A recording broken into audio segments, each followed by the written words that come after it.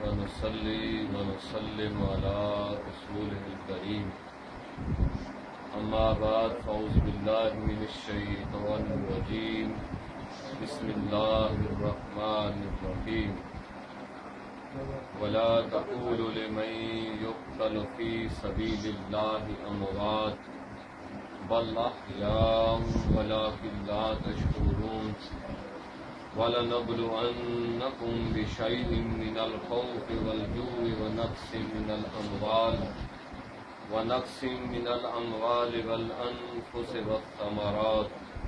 وَبَشِّرِ الصَّابِرِينَ الَّذِينَ إِذَا أَصَابَتْهُم مُّصِيبَةٌ قَالُوا إِنَّا لِلَّهِ وَإِنَّا إِلَيْهِ رَاجِعُونَ أُولَٰئِكَ عَلَيْهِمْ صَلَوَاتٌ مِّن رَّبِّهِمْ وَرَحْمَةٌ وَأُولَٰئِكَ هُمُ الْمُهْتَدُونَ قال اللہ تبارک و تعالی فی شان حبیبہ مخبرا وآمرا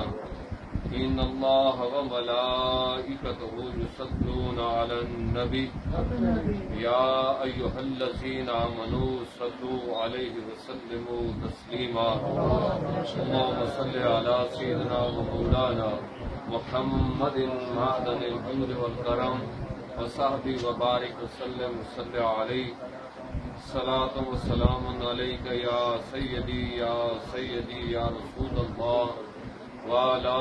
آلک واصحابک یا حبیب اللہ۔ لائق صد احترام دوستوں اور بزرگوں، قرآن مجید برہان رشید کی جو آیات مقدسہ تلاوت کرنے کا شرف حاصل ہوا ہے، بارگاہ رب ذوالجلال کے اندر التجا ہے کہ وہ اپنے حبیب پاک صاحب لولاک تاجدار عرب و عجم صلی اللہ تعالی علیہ وآلہ وسلم کے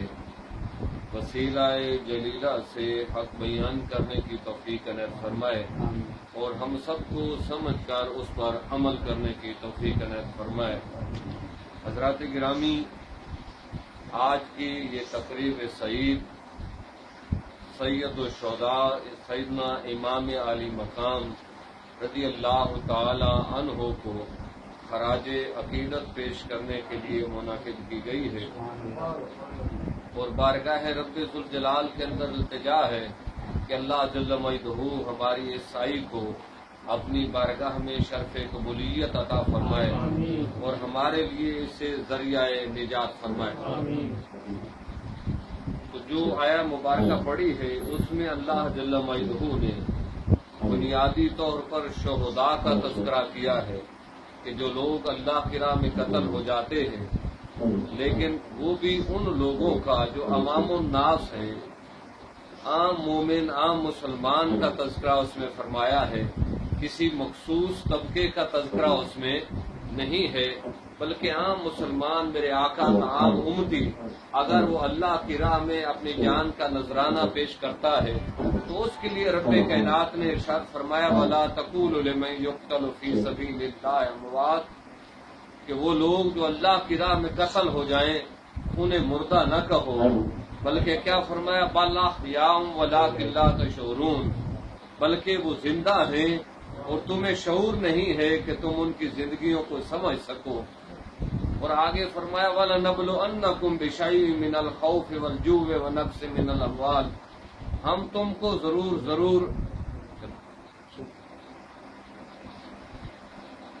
کو ضرور آزمائیں گے، من الخوف کبھی خوف سے، والجوع کبھی بھوک سے، ونقص من الاموال والانفس والثمرات کبھی مالی نقصان سے، کبھی پھلوں کے نقصان سے۔ پھر فرمایا خوشخبری ہے ان لوگوں کے لیے کہ جب ان پر مشکل آتی ہے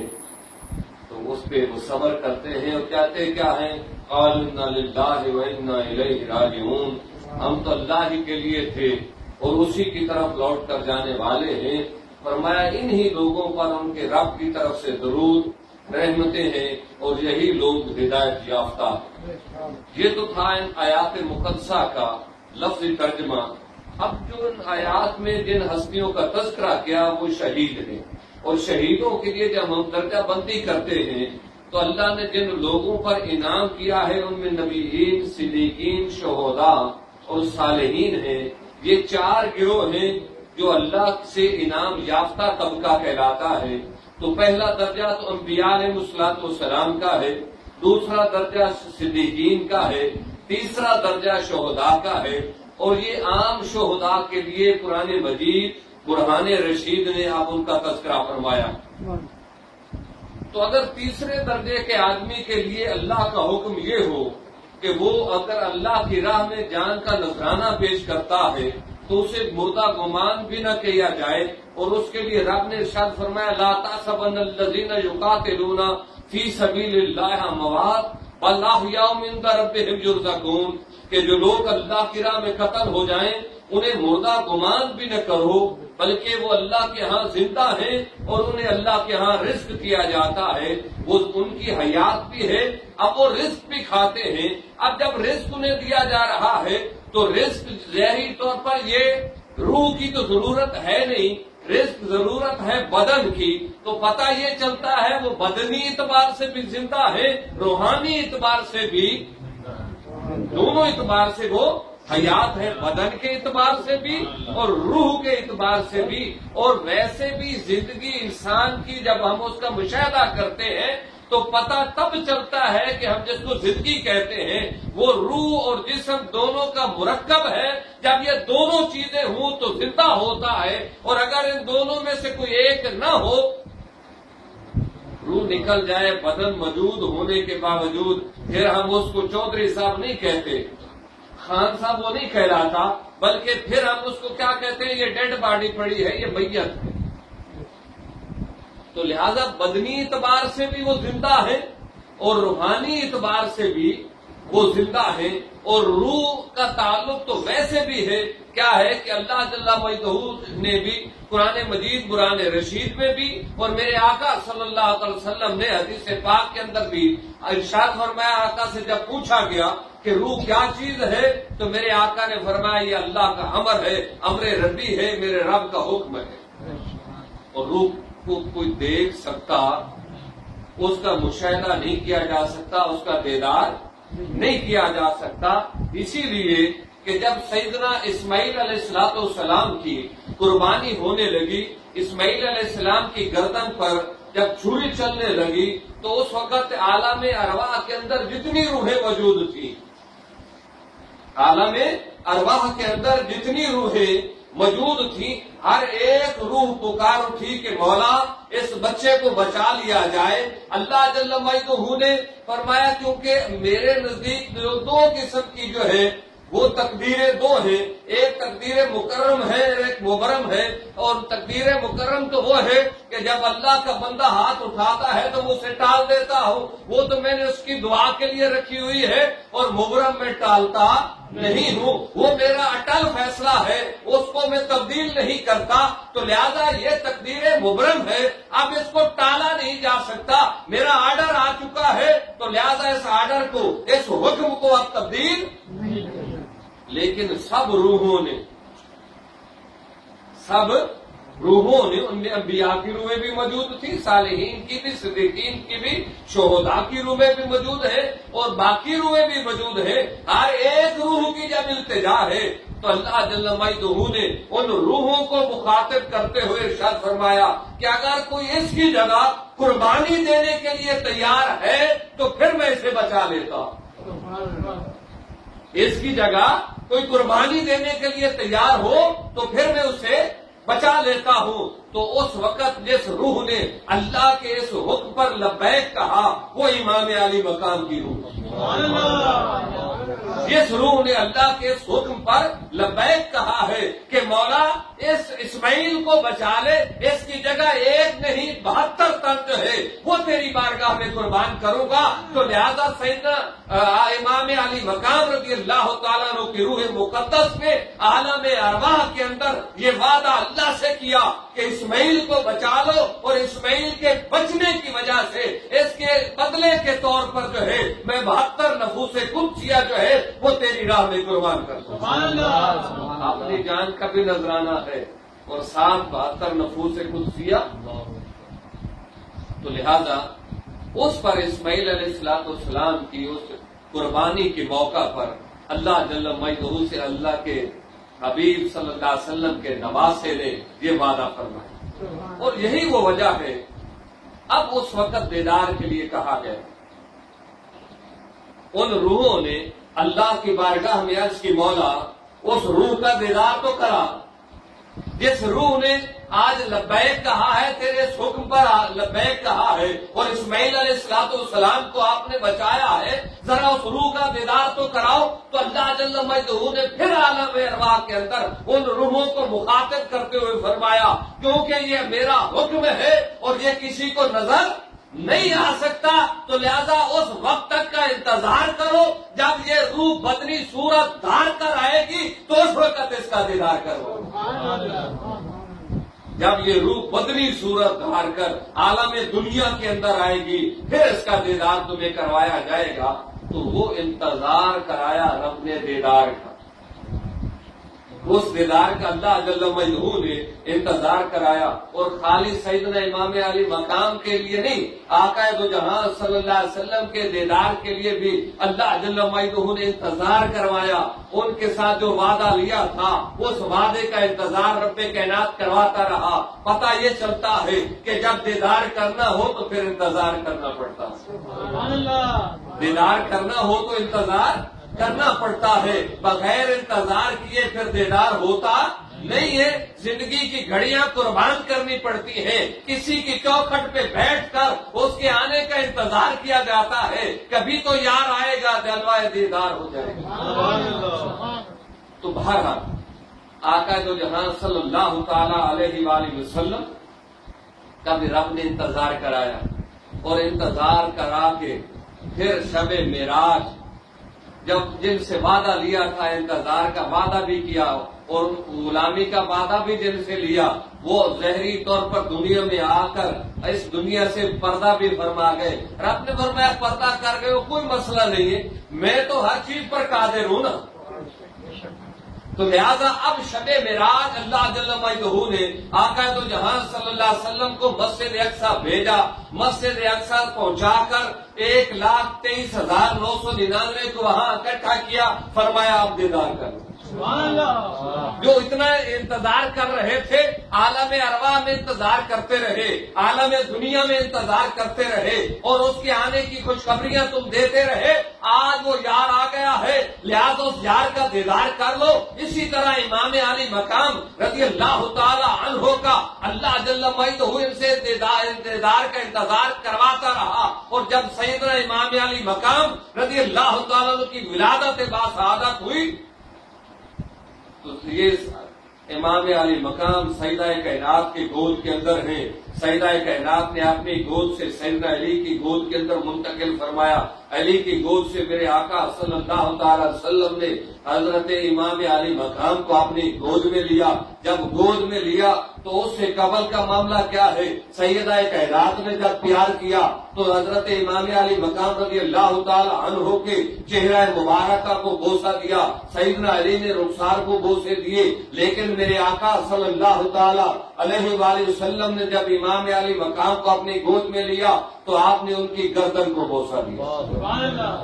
اب جب گردن کو بوسہ دیا تو سیدہ کائنات سے رہا نہ گیا، عرض کی نہ ابا جان، بچے سے جب پیار کرتا ہے کوئی تو پیار تو یا رخسار پہ کیا جاتا ہے یا پیشانی چومی جاتی ہے۔ آپ نے اپنے لخت جگر کی نہ پیشانی چومی ہے نہ رخسار چوما ہے، بلکہ آپ نے ان کی گردن کو بوسہ دیا۔ فرمایا بیٹا آپ تو صرف اس بوسے کو دیکھ رہی ہو، مجھے وہ اللہ کے ساتھ ان کا کیا ہوا وعدہ جو ہے وہ یاد آ رہا ہے، اور میں کربلا کے اس منظر کو دیکھ رہا ہوں جب اس گردن پر تلواریں چلی۔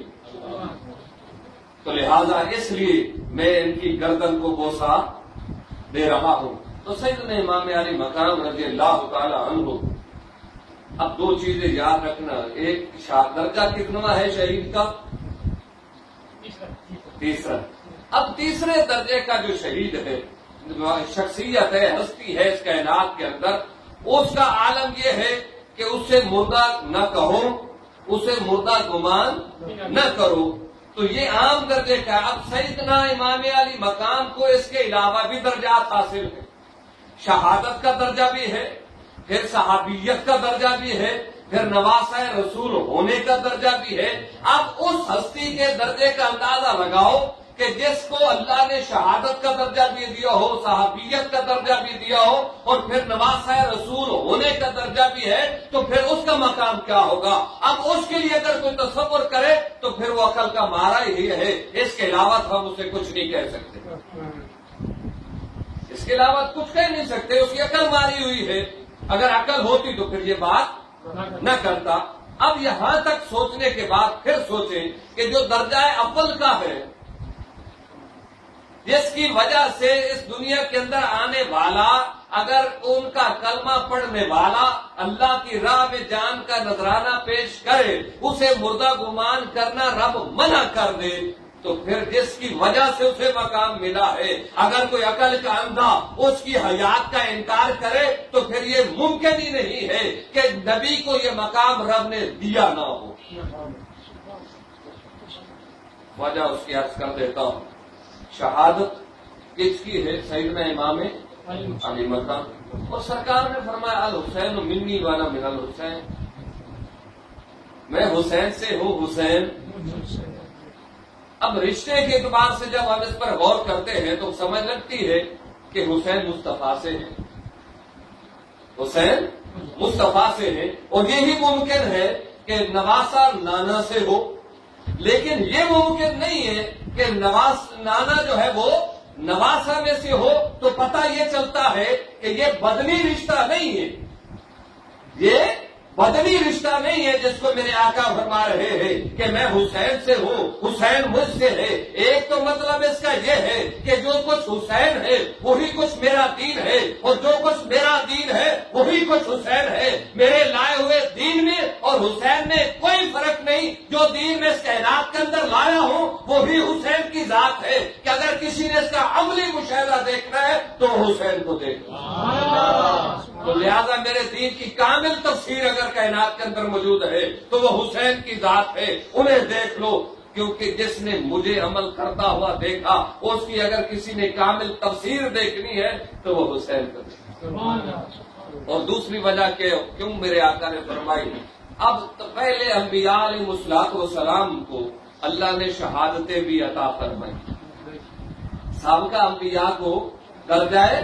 شہادت بھی عطا فرمایا، ان کی اولادوں میں سے اللہ نے نبی بھی بنائے۔ جس خاندان سے میرے آقا کا تعلق ہے، ابراہیم علیہ الصلوۃ والسلام کی اولاد پاک ہے میرے آقا، تو ابراہیم علیہ الصلوۃ والسلام کی اولاد کے اندر سیدنا اسماعیل علیہ السلام، سیدنا اسحاق علیہ السلام، پھر بنی اسرائیل کے انبیاء کی ایک بڑی تعداد ہے جن کو اللہ نے اسحاق علیہ السلام کی اور اسماعیل علیہ السلام کی نسل میں سے تو فقط آقا تشریف لائے۔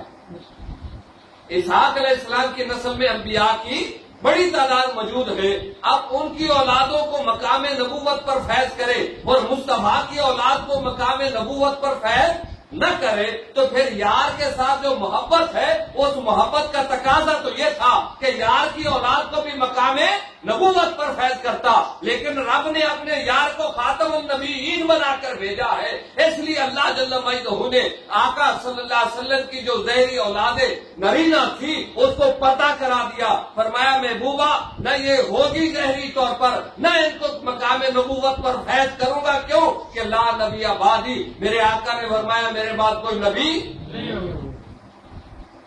جب نبی کوئی نہیں تو لہذا اولاد پردہ کر گئی۔ اب اس نسب کو اللہ نے چلایا کہاں سے؟ سیدہ کائنات رضی اللہ تعالی عنہا سے۔ اسی لیے آقا صلی اللہ علیہ وسلم کا ارشاد گرامی ہے کہ جو علی کی وجہ سے علی کی اولاد اور میرے درمیان فرق سمجھے اور یہ سمجھے کہ یہ تو علی کی اولاد ہے، مصطفیٰ کی اولاد نہیں ہے، تو میرے آقا نے فرمایا وہ لعنتی ہے۔ اور میرے آقا نے فرمایا ہر ایک کا نسب باپ سے چلتا ہے اور اس کے بیٹے سے آگے اس کا نسب چلتا ہے، لیکن میرا نسب جو ہے وہ میری لخت جگر سیدہ کائنات فاطمہ الزہرا رضی اللہ تعالی عنہا سے چلا ہے۔ یہی وہ وجہ تھی کہ جب سیدنا امام حسن کی ولادت ہوئی تو میرے آقا صلی اللہ علیہ وسلم نے سیدنا علی شیر خدا سے پوچھا، فرمایا علی تو نے میرے بیٹے کا نام کیا رکھا ہے؟ یہ نہیں فرمایا علی تو نے اپنے بیٹے کا نام کیا رکھا،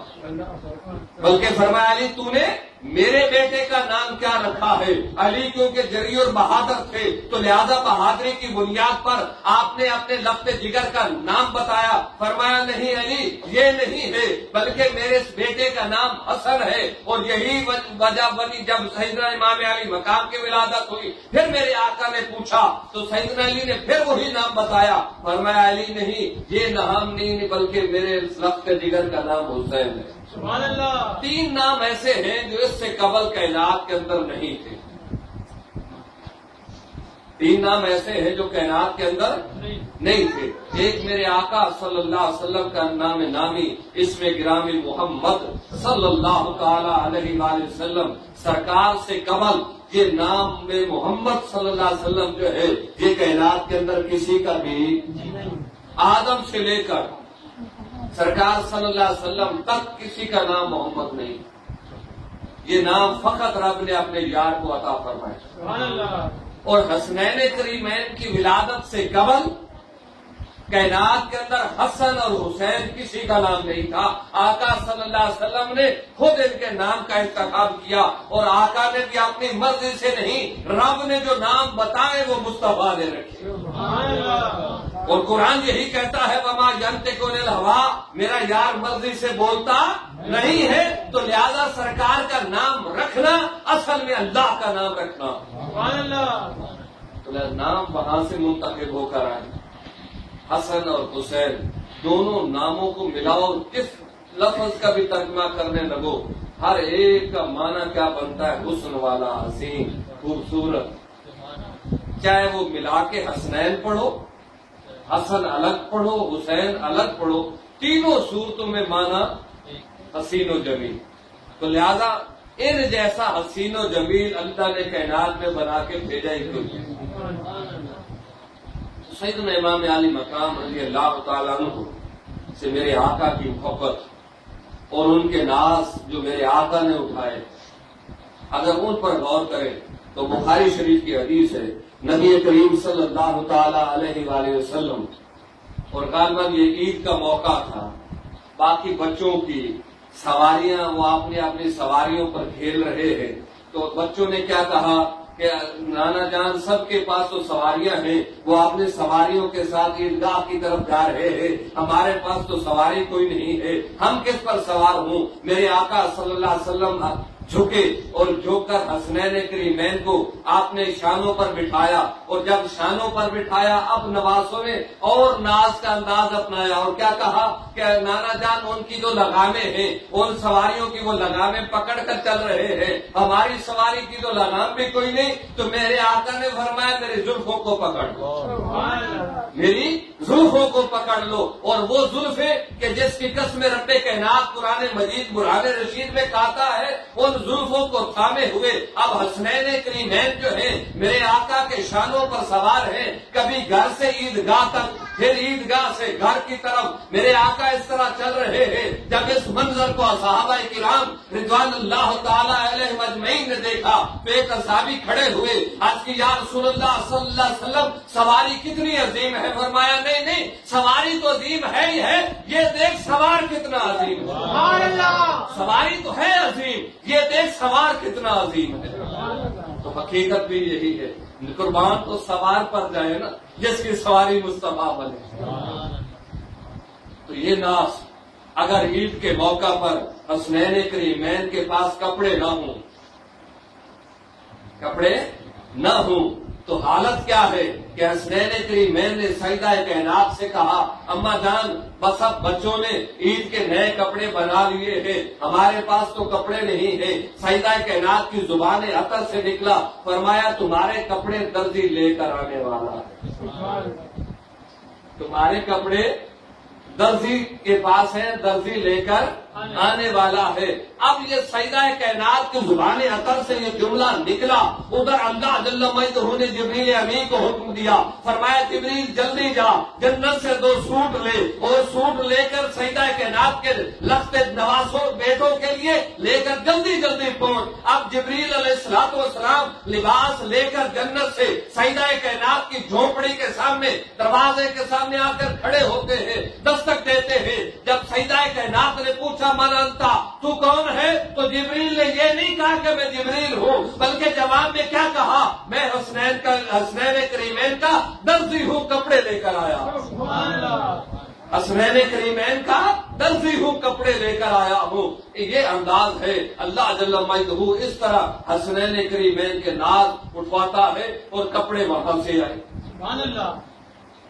کپڑے وہاں سے آتے ہیں۔ آقا صلی اللہ، دوسری بھی یہ بخاری کی ہی حدیث ہے۔ اکثر لوگوں کو بخاری میں مشکل ہوتی ہے، لیکن حقیقت یہی ہے کہ عشق رسول سے پڑھو تو بخاری بہت اچھی ہے، لیکن بغیر عشق کے پڑھو تو پھر وہی حالت ہوتی ہے کہ بنا عشق نبی جو پڑھتے ہیں بخاری، آتا ہے بخار ان کو، آتی نہیں بخاری۔ عشق نبی کے بغیر پھر بخار تو آ جاتا ہے، بخاری۔ بخاری شریف کی یہ حدیث، آقا دو جہاں صلی اللہ تعالی علیہ وسلم اپنے صحابہ کے ساتھ، کیونکہ آپ کا معمول ہوتا، جب کبھی باہر جاتے واپس آتے تو سب سے پہلے سیدہ کائنات کے گھر تشریف لے جاتے، اور جب جانے لگتے تو سب سے آخر میں سیدہ کائنات کے گھر جاتے، انہیں مل کر پھر وہاں سے سفر پر روانہ ہو جاتے۔ سرکار جانے لگے، جب سیدہ کائنات کے گھر کے پاس پہنچے تو حسنین کریمین کے رونے کی آواز آ رہی تھی۔ میرے آقا صلی اللہ علیہ وسلم نے سیدہ کائنات کو فرمایا فاطمہ انہیں رلایا نہ کر، انہیں رلایا نہ کر، جب حسنین کریمین روتے ہیں تو میرے دل کو تکلیف ہوتی ہے۔ وہ حسنین کریمین رضوان اللہ تعالی علیہ اجمعین، عالم کیا ہے؟ سیدنا فاروق اعظم رضی اللہ تعالی عنہ کا دور ہے، اور حضرت فاروق اعظم کے صاحبزادے حضرت عبداللہ رضی اللہ تعالی عنہ اور حضرت امام حسین رضی اللہ تعالی عنہ، یہ تقریباً ہم عمر تھے، بچپنا ہے، کھیل رہے تھے، دور فاروقی ہے، بہر بچے جیسے کھیلتے ہیں اس انداز میں۔ تو وہاں جا کر حضرت امام علی مقام نے حضرت عبداللہ رضی اللہ تعالی عنہ کو فرمایا، او غلام زادے، تیرا باپ تو ہمارا غلام ہے۔ اب بچے ہی ہوتے ہیں، ان کے دل میں خیال آیا کہ میں امیر المومنین کا بیٹا ہوں اور مجھے غلام زادہ کہہ دیا گیا کہ تمہارا باپ ہمارا ملازم ہے، ہمارا غلام ہے۔ تو دوڑ کر شکایت کرنے کے لیے بارگاہ فاروق اعظم رضی اللہ تعالیٰ عنہ میں آئے، اور آ کر عرض کی ابا جان حسین نے مجھے یہ کہا ہے۔ فرمایا بیٹا آپ لیٹے ہوئے تھے، روایت کے اندر آتا ہے سیدنا فاروق اعظم لیٹے ہوئے تھے، جلدی سے اٹھ کر بیٹھ گئے۔ فرمایا بیٹا کیا کہا حسین نے آپ سے؟ آپ حضرت عبداللہ کے دل میں خیال تو یہ آیا کہ جو اتنی جلدی میں اٹھے ہیں ابھی جو ہے کو معاملہ کچھ اور ہوگا۔ فرمایا ذرا بتا تو صحیح حسین نے کہا کیا تجھے؟ حضرت عبداللہ فرمانے لگے ابا جان حسین نے مجھے غلام زادہ کہا ہے، مجھے کہا ہے کہ تمہارا باپ ہمارا غلام ہے۔ فرمایا بیٹا یہ لے کاغذ کا ٹکڑا حسین سے لکھوا دو۔ اور ایک روایت کے اندر یہ آتا ہے کہ حضرت عمر خود اٹھ کر گئے، حضرت عمر خود اٹھ کر حضرت عبداللہ کے ساتھ گئے، اور جب وہاں پہنچے تو جا کر کہا بیٹا حسین آپ نے میرے بیٹے کو کیا کہا؟ تو سیدنا امام علی مقام نے فرمایا امیر المومنین میں نے اسے کہا ہے تمہارا باپ ہمارا غلام ہے۔ فرمایا حسین یہ ذرا لکھ کر تو دے دو، حسین یہ لکھ کر تو دے دو۔ وہ فاروق اعظم رضی اللہ تعالیٰ عنہ کہ جن کی نیکیوں کے متعلق میرے آقا صلی اللہ علیہ وسلم فرمائے، جب ام المومنین سیدہ عائشہ نے پوچھا تو کہ ستاروں کی مانند کسی کی نیکیاں ہیں، تو میرے آقا نے فرمایا ہاں میرے عمر کی نیکیاں ہیں۔ وہ فاروق اعظم رضی اللہ تعالیٰ عنہ کہ جن کے بارے میں میرے آقا فرمائے اگر میرے بعد کوئی نبی ہونا ہوگا تو وہ عمر ہوتے، لیکن فرمایا لا نبی بعدی، میرے بعد کوئی نبی نہیں ہے۔ وہ فاروق اعظم رضی اللہ تعالی عنہ کہ جس راستے سے گزر جائیں تو شیطان اپنا راستہ ہی بدل دیتا ہے. اور آج بھی ان لوگوں کے لیے کہ جن لوگوں کو رات سوتے ہوئے برے خواب آتے ہوں، رات کے اندر بڑبڑا کر اٹھ جاتے ہوں، اگر آپ نے سینے کے اوپر یا عمر لکھ کر سو جائیں تو کبھی بھی ہردہ خواب نہیں آئیں گے. کیونکہ ان خوابوں کا تعلق شیطان سے ہے. تو جہاں عمر کا نام لکھ لیا جائے وہاں شیطان آتا نہیں ہے، اور آج بھی نہیں آتا. کہیں نام لے لو، بڑے سے بڑا کھڑا ہوگا، جب عمر کا نام لے لو گے سائڈ پہ ہو جائے گا. تو باہر وہ فاروق اعظم رضی اللہ تعالی عنہ فرماتے ہیں کہ بیٹا حسین مجھے لکھ کر دو کہ میں آپ کا غلام ہوں. میرے پاس اگر بخشش کی کوئی سند اور سرٹیفکیٹ ہے تو وہ فقط یہ ہے، اور یہ کاغذ کا ٹکڑا کل میری قبر کے اندر رکھ دینا. اپنی اولاد کو آپ نے وصیت فرمائی کہ جب نقیبین مجھ سے پوچھے رب کائنات کے سوال و جواب کا معاملہ ہو تو بس یہی عرض کروں گا، ایک ہی چیز لایا، حسین کا غلام، اور کچھ نہیں، بس حسین کا غلام ہوں. اب اس کے اندر بڑی حکمت ہے. وہ امام علی مقام رضی اللہ تعالی عنہ کہ اگر کھیلتے کھیلتے مسجد کے اندر آ جائے، گرمی کی حالت ہو اور میرے آقا صلی اللہ علیہ وسلم ممبر پر خطبہ ارشاد فرما رہے ہوں تو آپ خطبہ چھوڑ کر، ممبر چھوڑ کر نیچے تشریف لے جاتے ہیں. حسنین کریمین کو پکڑ کر آپ نے ساتھ ممبر پر برابر کھڑا کرتے ہیں اور اس کے بعد خطبہ ارشاد فرماتے ہیں. وہ میرے آقا صلی اللہ علیہ وسلم کی ذات بابرکات نماز بھی فرض نماز، یہ اللہ کا فرض ہے. نماز کس کی ہے؟ اللہ کی. اللہ کا اس فرض کی ادائیگی کے دوران اگر امام علی مقام رضی اللہ تعالیٰ عنہ آ جائے اور دوش مصطفیٰ صلی اللہ علیہ وسلم پر سوار ہو جائے، اللہ جل مجدہ جبریل کو حکم دیتا ہے کہ جبریل ذرا جلدی کر جا کر میرے یار کو کہو کہ سر سجدے سے نہ اٹھائے جب تک حسین اپنی مرضی سے میرے محبوب کی دوش سے اتر نہیں جاتے. اس وقت تک سجدے کو طویل کر دو. نمازیں تو میری ہے نا، لیکن میری نمازوں کا سارا مدعا اور مقصد جو ہے وہ حسین کو راضی رکھنا، کیونکہ حسین نے اپنی زندگی کا جو مرکز و محور رکھا، حسین کی زندگی کا جو مدعا رہا ہے وہ رضائے باری تعالیٰ رہا. ان تیروں کے سائے کے اندر بھی اگر کسی نے نماز ادا کی ہے تو وہ حسین کی ذات. اگر وہاں نماز لمبی کرائی جاتی ہے تو پھر ایسی حالت میں بھی حسین نماز ادا کرتے ہیں جہاں کوئی عقل انسانی نماز ادا کرتی نہیں، حسین وہاں پر بھی نماز ادا فرماتے. تو وہ امام علی مقام رضی اللہ تعالی عنہ اگر ایسی حالت آ جائے، سرکار صلی اللہ علیہ وسلم ان کے لبوں کو چومے، بلکہ لبوں کو چوسے بھی صحیح، لبوں کو چوسے بھی صحیح. جن لبوں کو میرے آقا چوستے رہے، جن لبوں کو میرے آقا چومتے رہے، جن رخسار کو میرے آقا چومتے رہے، پھر محبت کا عالم خود رہے. حضرت اسامہ بن زید رضی اللہ تعالیٰ عنہ اس حدیث کے راوی فرماتے ہیں کہ آقا صلی اللہ تعالی علیہ وآلہ وسلم حضرت ام سلمہ رضی اللہ تعالی عنہ کے گھر موجود تھے. وہاں حسنین کریمین تشریف لائے. میرے آقا نے ان کو اپنی چادر کے اندر لیا، سیدہ کائنات کو چادر کے اندر لیا، پھر سیدنا علی تشریف لائے، ان کو بھی چادر کے اندر لے لیا. اور جب چادر کے اندر لیا تو پھر میرے آقا صلی اللہ علیہ وسلم نے فرمایا مولا یہ میری اہل بیت ہے، یہ میری اہل بیت ہے. تو حضرت ام سلمہ فرماتی ہے میں نے آقا صلی اللہ علیہ وسلم سے عرض کی یا رسول اللہ میں بھی اس چادر میں آ جاؤں آج، کیونکہ آپ کی زوجہ محترمہ ہے. فرمایا نہیں تیرا مقام بڑا ہے لیکن تو اس چادر کے اندر نہیں ہے. چادر کے اندر میرے آقا نے انہیں نہیں لیا بلکہ چادر کے اندر صرف یہی 5 نفوس قدسی، حسنین کریمین سیدنا علی اور سیدہ کائنات اور آقا صلی اللہ علیہ وسلم. بے دم واسی اس لیے تو کہہ گئے کہ بے دم یہی تو مقصود ہے. مقصود 5 ہے، مقصود ہے کائنات، خیر النساء علی، حسین و حسن مصطفیٰ. تو بہرحال اعلیٰ حضرت رحمت اللہ تعالی علیہ نے بھی آقا صلی اللہ علیہ وسلم کے آل پاک کا تذکرہ فرمایا. تو یہ ان کو، اور جب آئے مباہلہ نازل ہوئی، مباہلہ کے لیے میرے آقا نے نجران کے جو یہودیوں کو چیلنج کیا تو اس وقت بھی سرکار صلی اللہ علیہ وسلم جن کو ساتھ لے کر گئے وہ یہی تھی کہ اب اعلیٰ کے حکم کیا تھا، تم اپنی عورتوں کو بلاؤ، ہم اپنی عورتوں کو بلاتے، تم اپنے جب مردوں کو بلاؤ ہم اپنے مردوں کو بلاتے، تم اپنے بچوں کو بلاؤ ہم اپنے بچوں کو بلاتے. تو مردوں میں صرف علی شیر خدا، عورتوں میں سیدہ کائنات، بچوں میں حضرت حسنین کریمین. اب جب یہ نفوس قدسیہ یہودیوں کے سامنے گئے، انہوں نے ان چہروں کو دیکھا،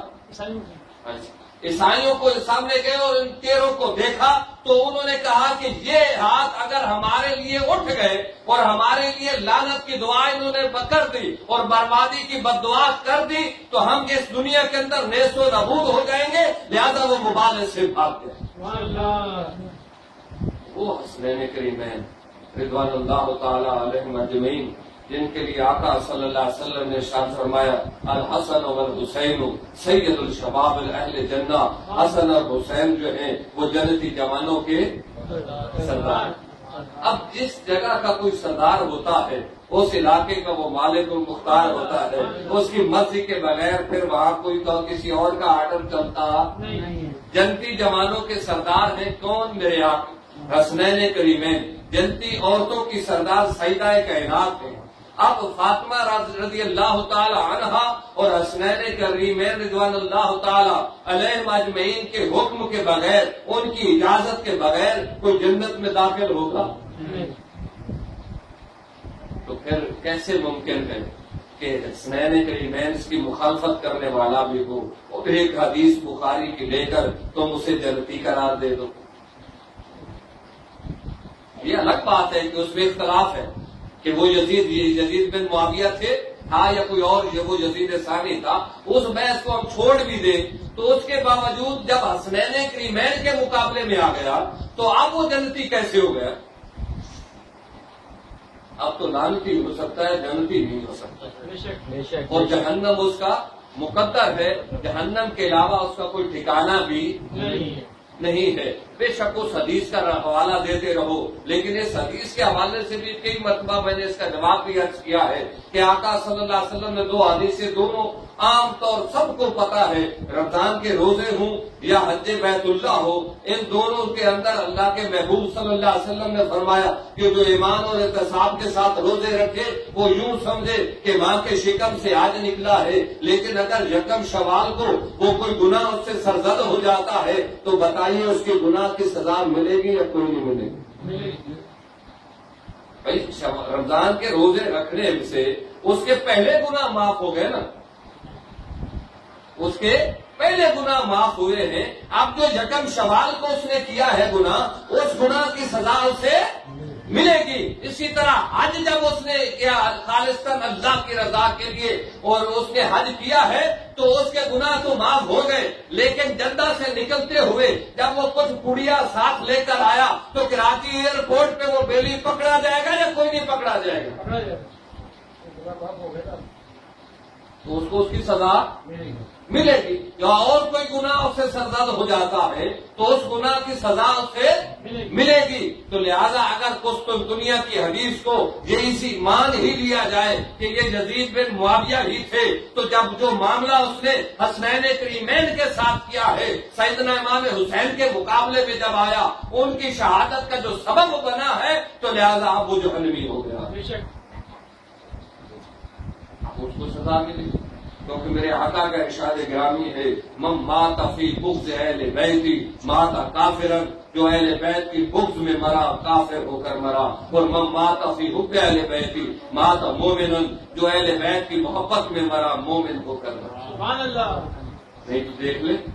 حضرت حر رضی اللہ تعالیٰ عنہ، سبحان اللہ، حضرت حر رضی اللہ تعالیٰ عنہ جب کا وہاں کھڑے ہیں تو پہلے جہنمیوں کے گروہ کی طرف ہے، اور جب امام حسین کا خطبہ سماعت کیا، خطبہ سماعت کرنے کے بعد وہاں سے کدھر آئے؟ حسین کی طرف آئے. تو کسی نے کیا خوب کہا کہ یہ نعرہ حر کا تھا کہ جب فوج شام سے نکلتا کہ یوں نکلتے ہیں جہنم سے خدا والے، کہ یوں نکلتے ہیں جہنم سے خدا والے. تو حضرت امام حسین رضی اللہ تعالی عنہ کے خطبے کے بعد جب حر وہاں سے ادھر آئے، حر بن ریاض رضی اللہ تعالی عنہ، تو آپ وہ جنتی ہو گئے. ادھر تھے تو جہنمی، ادھر تھے تو جنتی ہو گئے، تو لہذا یزید کے اس عمل کی وجہ سے اب وہ جہنمی ہو گیا۔ اور یہی خالی ایک عمل نہیں ہے، یزید کی تو حالت یہ ہے کہ مسجد نبوی کے اندر 5 دن گھوڑے باندھے گئے، 5 دن نہ مسجد نبوی میں اذان ہوئی نہ جماعت ہوئی۔ جب ایسا شخص جو ہے پھر اس کو آپ کیا کہو گے؟ پھر آپ کتابیں لکھتے رہو تحقیق مزید پر خلافت یزید، لکھتے، تمہاری کتابیں لکھنے سے پھر معاملہ حل نہیں ہوگا، کیونکہ اس نے مسجد نبوی کے اندر گھوڑے باندھے ہیں، اور وہ کام جس کو اللہ نے حرام قرار دیا ہے اس کام کو بھی اس نے حلال کہا کہ تمہارے لیے مدینے کی عورتیں تم پر حلال ہیں۔ ایسے فتوے دینے والے پر، ایسے حکمران کو اب کیسے جنتی کہو؟ بات دور چلی گئی۔ وہ امام علی مقام رضی اللہ تعالی عنہ کہ جن کی شہادت کی خبر سرکار ان کی ولادت کے وقت ہی جبریل امین نے آقا صلی اللہ علیہ وسلم کو دی، اور وہ شہادت کیونکہ ایک قسم کی پہلے کا وہ وعدہ تھا جو حضرت حسین عالم ارواح میں رب سے کر کے آئے،